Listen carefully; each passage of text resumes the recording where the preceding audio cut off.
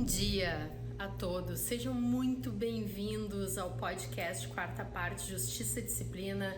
Nesse bizu comigo, Carolina Stein, uma das integrantes, hoje sem a companhia dos meus brilhantes colegas Marcos Peçanha e Giliar Pires.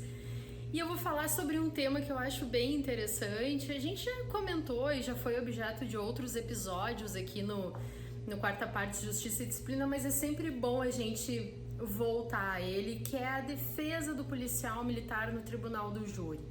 Há um tempo atrás, na Comissão de Direito Militar, nós fizemos uma live específica sobre esse tema. E logo depois daquela live, um colega meu que é advogado, ele me mandou uma mensagem e ele disse: Carol, mas existe diferença realmente da gente defender um policial militar e defender um civil? Existe uma diferença de análise probatória? Tu tem certeza que existe essa diferença?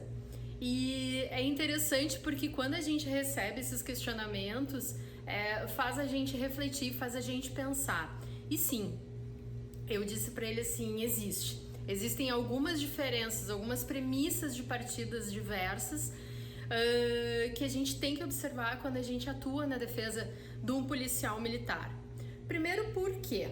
Porque um policial militar, quando ele vai a júri, em geral, ele está num ambiente de ocorrência. A ocorrência, ela está acontecendo e ele, por algum motivo, acabou se envolvendo e sendo investigado e suspeito de ter praticado um homicídio doloso. Por isso, uma questão de competência, né? O homicídio doloso vai para o Tribunal do Júri, em ele vitimando um civil. Segunda questão, eu preciso partir do fato de que aquele agente de segurança, ele, pro agir dele na ocorrência, ele precisa observar regras.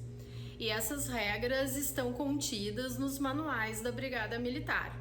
Então, um policial em ocorrência, ele vai observar essas regras. Então, o que acontece? Eu, como advogada, eu preciso entender quais são essas regras. Qual é o uso progressivo da força, aonde que eu vou retirar ali ou um estrito cumprimento do dever legal ou uma legítima defesa, mas eu vou ter que ter o conhecimento prévio do atuar do policial para olhar para aquela ocorrência de uma maneira bem mais técnica. Um terceiro ponto que a gente acaba enfrentando é justamente o fato da prova técnica. Nesses casos, a gente muitas vezes precisa ter um assistente técnico no processo, a gente vai precisar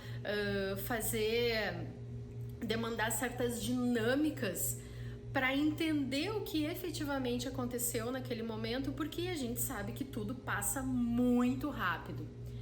Então, sim, a gente tem uma série de detalhes que a gente vai acabar enfrentando no processo quando a gente atua na defesa de um agente de segurança pública. Aqui no caso, hoje o episódio do bizu é com relação a um policial militar.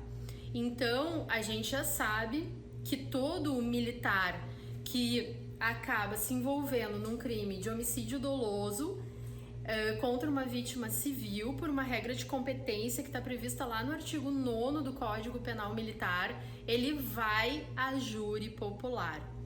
Então, no segundo episódio do bizu, para não ficar muito grande eu vou trabalhar alguns pontos um pouquinho mais sensíveis que dizem respeito a essa atuação mais especializada no Tribunal do Júri na defesa de policiais militares. Então não perde a parte 2.